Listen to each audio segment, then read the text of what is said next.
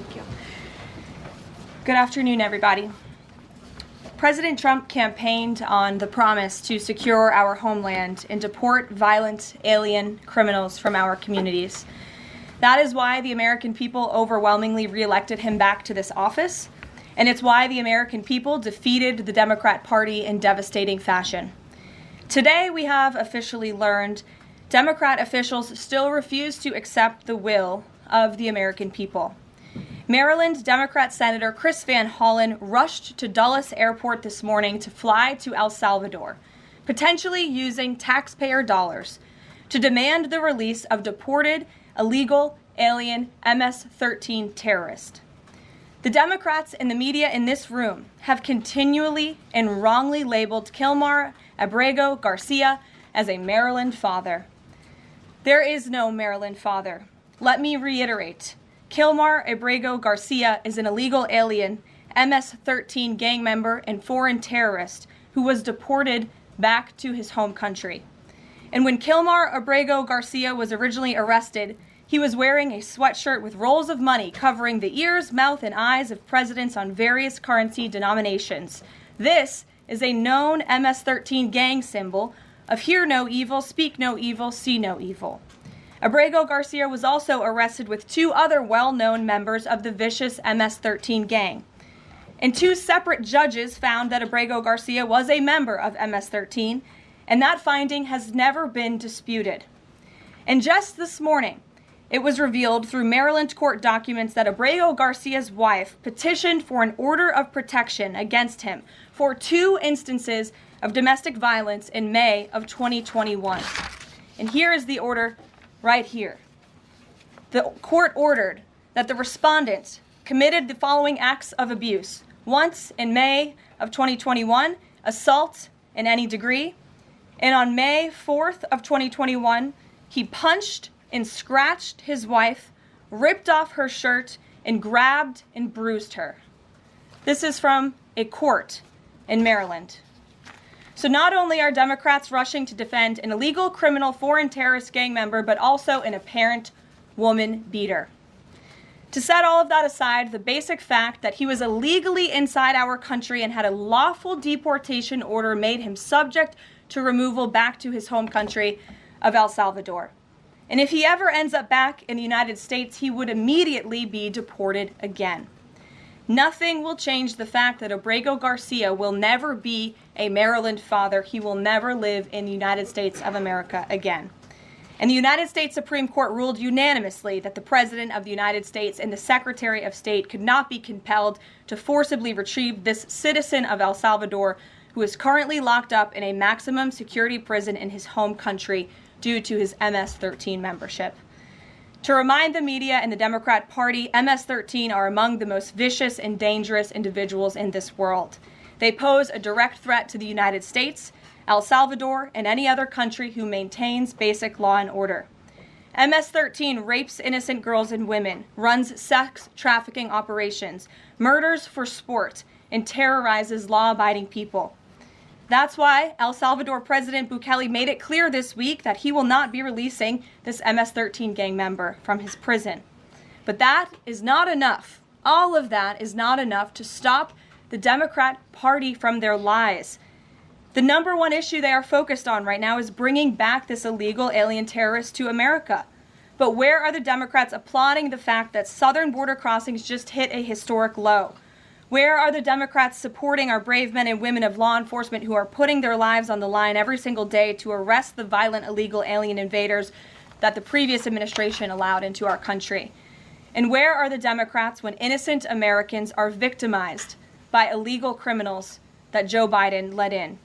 It's appalling and sad that Senator Van Hollen and the Democrats applauding his trip to El Salvador today are incapable of having any shred of common sense or empathy for their own constituents and our citizens.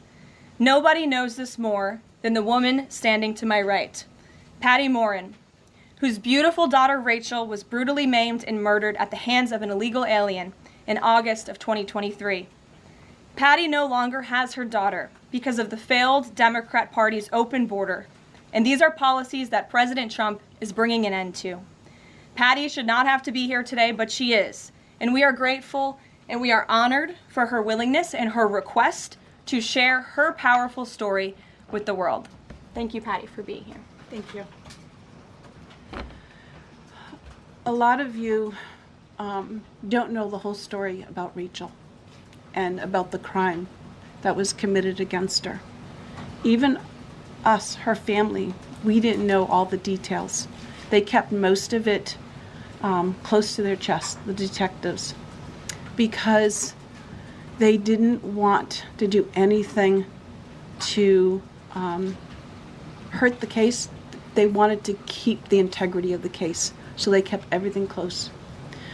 I sat for the last 2 weeks in her trial, and we saw layer upon layer upon layer of evidence against the accused, an illegal immigrant from El Salvador.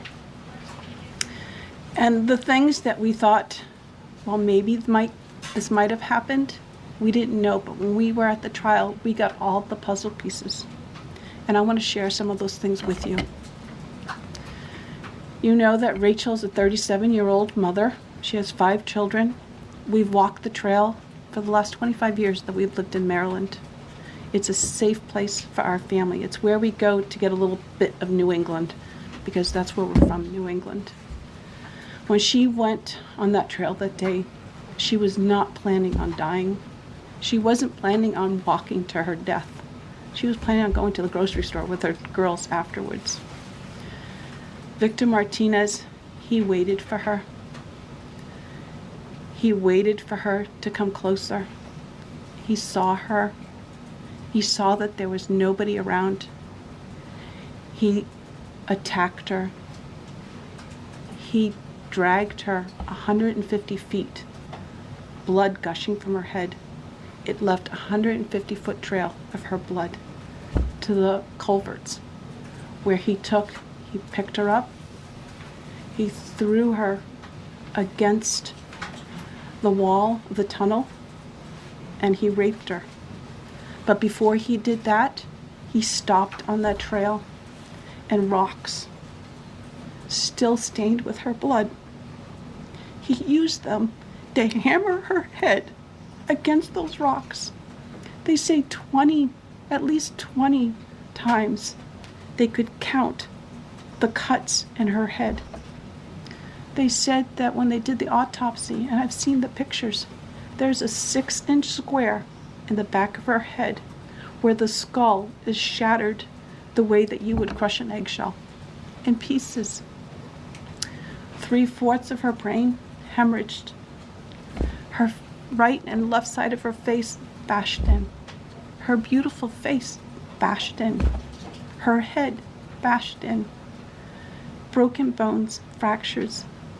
He takes and he drags her some more.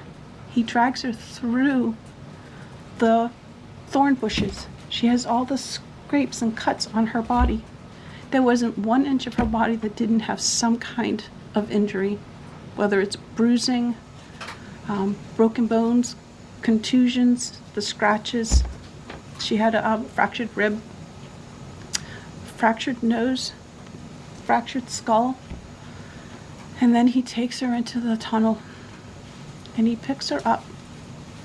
He throws her against the wall. Blood is gushing from her head. Her hair is soaked in blood. And they showed us pictures of her body against the wall, outlined. The blood outlined her body. And you could see where the blood ran down around her as he was raping her. And then he threw her down and raped her some more. And then he strangled her because he didn't want her to be able to live to tell the story. They said that when they did the autopsy on her neck, that one of the things they do is they open up the neck and they look to see how far the injury is. And they went all the way down as far as an injury is possible, hemorrhaging in the muscles, because of how strong and violent the group was around her. These are the kind of people that have no compulsion. Like, to them, this is nothing. And when he was sitting in the courtroom, he actually looked like he thought he was going to be set free. There was no remorse on his face at all. This person took my daughter so violently and so gruesomely and so graphically that they sealed the pictures, because I don't want my granddaughters to see these pictures. These are the kind of criminals President Trump wants to remove from our country. These are the kind of criminals that we need to remove from our country. We are American citizens. Why should we allow people like this, violent criminals that have no conscience at all, to murder our mothers, our sisters, our daughters? What? I don't understand why there's even any kind of problem with this. And it's not that it's political, like the left or the right, although I understand different parties have used it in the past. But we have to look at it as we are American citizens. We need to protect our families, our borders, our children. I don't care about politics. Well, I do, but I want to preserve life. And that's the only reason why I have taken and spoken about Rachel all this time. If you're a mother here in the room, can you imagine standing there alive? You're alive, and someone comes and puts their hands into your chest and rips out your heart? That's what it feels like. It feels like a part of you is being ripped out of you. You can't even describe the pain. Just like you can't describe to your husband what it feels like to carry a baby in your womb, or to feel those first kicks, or to know just intuitively if it's a boy or a girl. It's only a thing that a mother knows. Why are we not protecting the American citizens?